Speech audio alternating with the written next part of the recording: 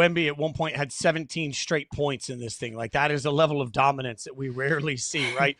Wemby was absolutely incredible. But Caroline, to Titus's question, as I watched that, I kept thinking, this is, if we go all the way back to when JJ Redick was sitting on the desk at First Take yelling at NBA coaches and yelling at NBA players, he would be yelling about the fact that the coach is not getting through to the team in a way that's getting a solid defensive effort over and over and over again. It bothers me that one of the things that we've talked about on the show and has become a narrative on the Lakers that is correct is that they lack the perimeter defense speed, the aggression to get out and guard anybody. And he says, we could have shown 18 clips of us not playing our defense. Yeah, not a lot to take away other than we suck at defense.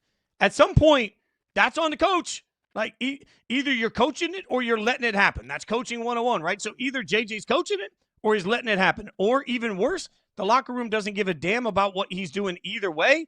Any way I want to look at it, right now, I think it's pretty fair to look at the Lakers and say they're broken, and part of that has to fall squarely at the feet of JJ. Like, yeah, JJ, you do suck at defense. That's not something that's new, though. We've been talking about how bad the Lakers' defense is for months, Fitz. It'd be one thing if this was a weird one-off kind of game where you just didn't have your best stuff and the coach calls out the locker room for that. I don't have a problem for that. I don't have a problem with that. But to continue to call out the same things that have been issues that have reared their ugly heads all season long, at some point it starts to fall on deaf ears. To your point, at some point, we're looking at the coach like, yeah, and what are you doing about it? You do suck at defense. You have sucked at defense. You haven't gotten any better at defense. We talked yesterday, Fitz, about how we both agreed wholeheartedly, 1,000% deep in our heart of hearts, that the Lakers are not a championship team. We agreed with what LeBron said about, like, why are you comparing us to OKC? We're not OKC. Correct! Because you can't play defense. So I don't know if JJ Redick is the guy, but to be honest with you, Fitz, when the Lakers hired JJ Redick, my impression of the hire was, this is LeBron's podcast partner. Like, this is LeBron's coach of choice. This is LeBron's buddy. The Lakers just hired who LeBron wanted to hire. Dan Hurley said thanks, but no thanks. I'll stay at UConn.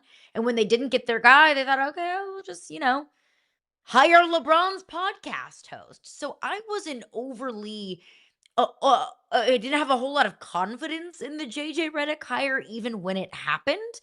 And now when you go outside of the big three, you go outside of the Lukas, the Austin Reeves, and the LeBrons, what does this Lakers roster have to show for it? And sure, if we're going to talk about the roster construction, we can bring Rob Pelinka into the conversation. But isn't Rob Pelinka the guy that signed Austin Reeves to a long-term deal? Isn't Rob Pelinka the guy that traded for Luka Doncic? Isn't Rob Pelinka the guy that got LeBron to the Lakers? So could he have done better with constructing the defense with the back end of the roster? Yeah, of course. But at some point, we can't point the finger at the general manager who brought in this big three. At some point, we have to point the finger at the coach who's not developing the back half of the roster. I mean, that part of it is, to me, is I get it. Maybe you don't have the necessary players to be able to compete on the edge and play great perimeter defense. I'm looking for that wild effort. I'm at least looking for guys that are trying. Shout out to my buddy Mikey. Mikey famously came up to me one day and he was complaining. And I was like, man, you're in a bad mood. And he said, you know what? I'm a complainer. I'm like, I appreciate the fact that you know it. All right. At some point, to me, at this point, JJ is just a complainer. He's not a fixer. And this is sort of my impression of what JJ has done for a long time. JJ sat on the mic a lot at ESPN and had a lot to say about a lot of people. I was there at that time. When he was on First Take, I remember very vividly one time he was on set and they brought up a topic and his answer wasn't debated. His answer was to say, I didn't want to talk about this in the first place. It's a stupid topic. My thought immediately when that happened is you do production meetings, you talk to the staff, you spend all morning with everybody. You had hours before you went on air to tell people you didn't think it was a good topic. But rather than fix it before you went on air, you set everybody up where you could simply trash it when you were there. That's exactly what he's doing as a coach right now. He's really good at telling us what the problem is. He's always done that with a microphone. He's great at telling everybody what the problem is. I'm waiting for JJ Redick to tell somebody a solution. part of the reason that I thought this might work as a head coach is because of his relationship with LeBron.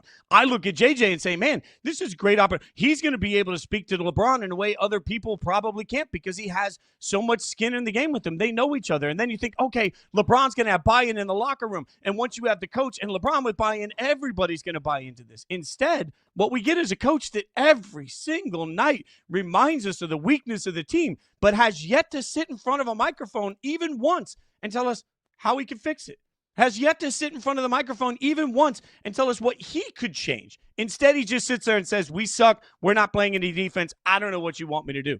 I want you to find a way to get into these guys. I want you to find a way to get a locker room to listen to you. I want you to do the very thing that you wanted coaches to do when you were in media. Lead. Find a way to improve. None of that's happening from JJ. So I'm looking at a Lakers organization that's lost in part because JJ is great at telling us what's wrong, but never telling us how to actually fix it. That's your job. Like, yeah, but he can tell us what's wrong, but also, is JJ Redick telling us anything that we didn't already know?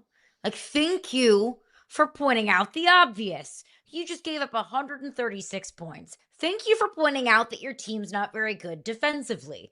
But you get paid to, it is your job to fix it.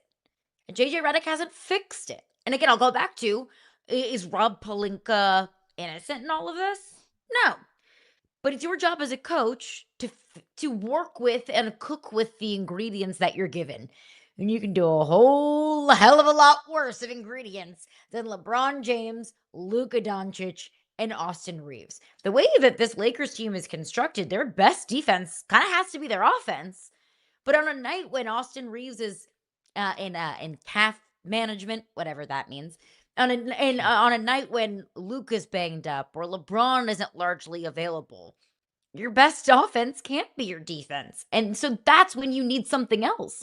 When you have to go out of your bread and butter, when you have to go out of your bag, where can the Lakers go to? If they don't have a member of the big three, or none of them for that matter, or if one of them isn't in their best night, where do the Lakers go to?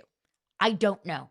I don't think they have a plan B. I don't think the Lakers have anything else that they can turn to point to and say, okay, if what plan A is doing, aka Luka, Austin Reeves, LeBron going off on any given night, if that's not working, if we can't play into that kind of style, where do we go to next? I don't know what the Lakers go to next is. That's JJ Redick's job to figure out. And I would ask any Lakers fan that's watching this, watch your team last night and watch your team back in October and tell me where you see the discernible difference in skill and effort. Because that comes back every day right now. I just keep saying the same thing.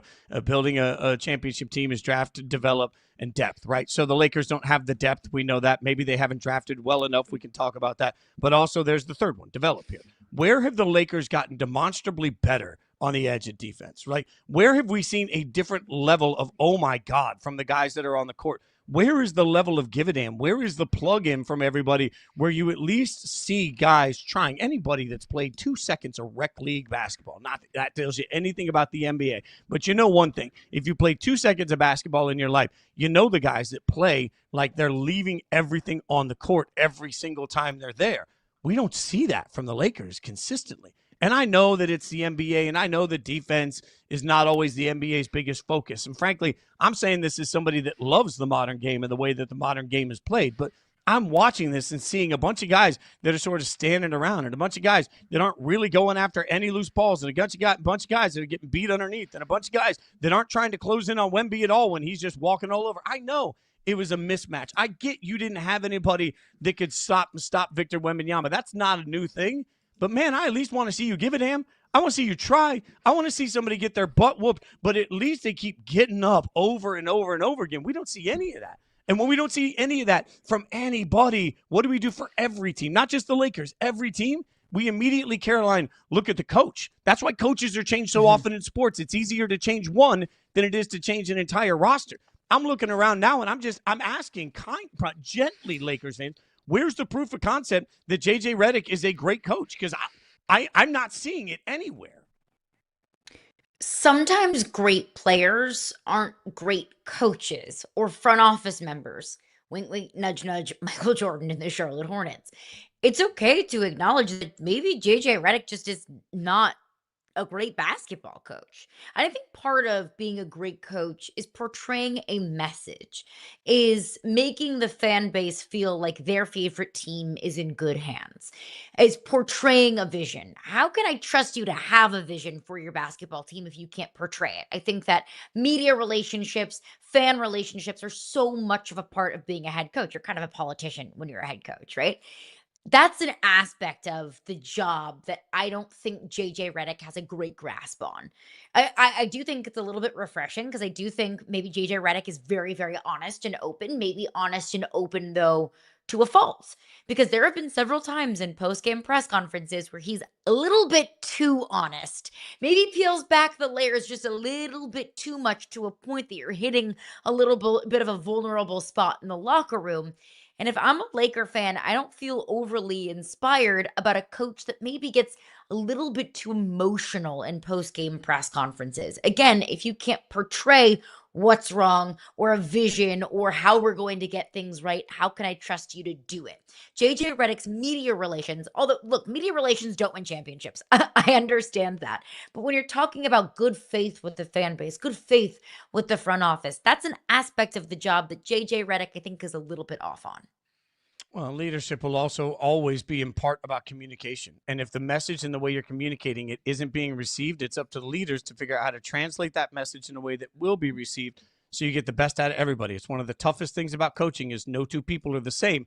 You have to learn how to get the best out of every single person. I just don't think we've seen that from the Lakers throughout the course of this season.